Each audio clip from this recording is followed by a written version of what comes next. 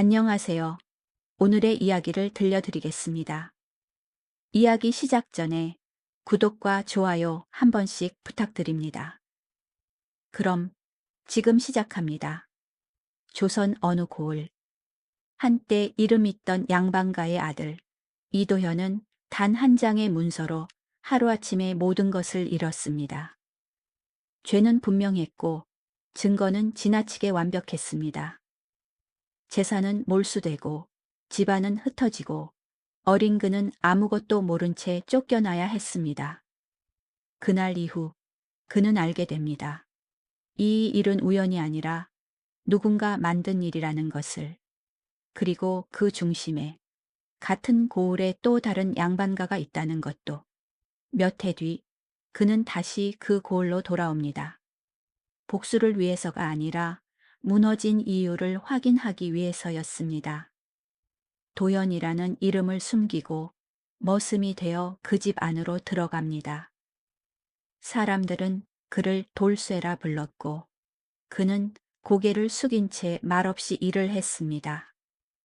그렇게 3년이 흐릅니다. 아무 일도 없는 것처럼.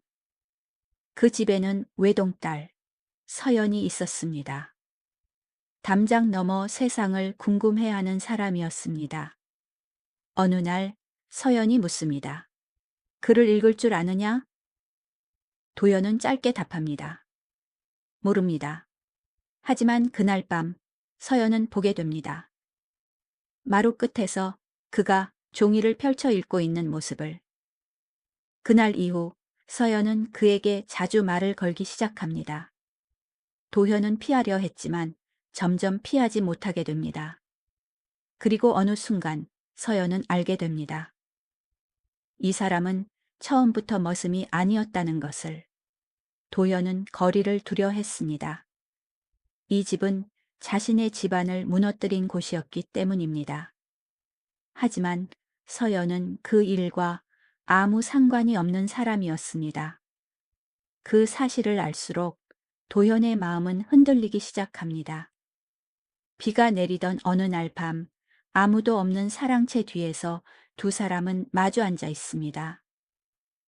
말은 없었지만 그날 두 사람은 같은 선택을 합니다. 다음 날 모든 것이 드러납니다. 주인은 도연의 얼굴을 보는 순간 멈춥니다. 그 집 자식이었구나. 그 말과 함께 도연은 쫓겨납니다. 숨겨져 있던 과거가 드러난 순간이었습니다. 그때 서연이 말합니다. 저도 나가겠습니다. 그제야 그녀는 알게 된 것입니다. 이 사람이 왜 이 집에 있었는지. 그럼에도 집에 남지 않습니다. 집이 아니라 사람을 선택합니다. 비 속에서 두 사람은 아무 말 없이 걸어 나갑니다.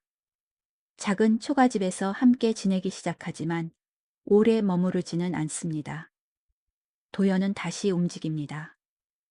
관아로 돌아가 글을 쓰고 사건을 정리하며 자신의 이름을 되찾아 갑니다.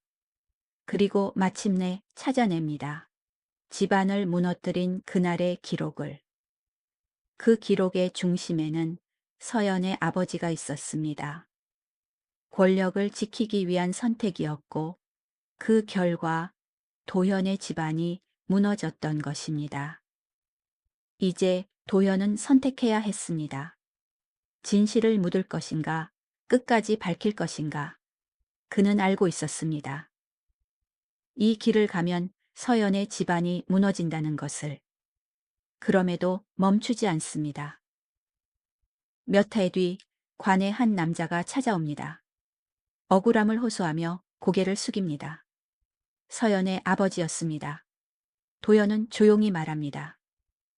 고개를 드십시오. 눈이 마주치지만 말은 이어지지 않습니다. 그 모습을 멀리서 서연이 보고 있습니다. 다가가지 않습니다. 그의 선택이 어디로 향하는지. 서연은 이미 알고 있었기 때문입니다. 잠시 서 있다가 그녀는 돌아섭니다. 도연도 부르지 않습니다. 둘은 함께 떠난 듯 보였지만 같은 길을 걷지는 못했습니다. 사랑보다는 가문을 선택한 도현이었습니다. 오늘의 이야기는 여기까지입니다.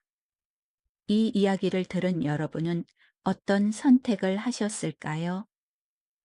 끝까지 듣고 계셨다면 조용히 마음속에 한번 남겨보셔도 좋겠습니다.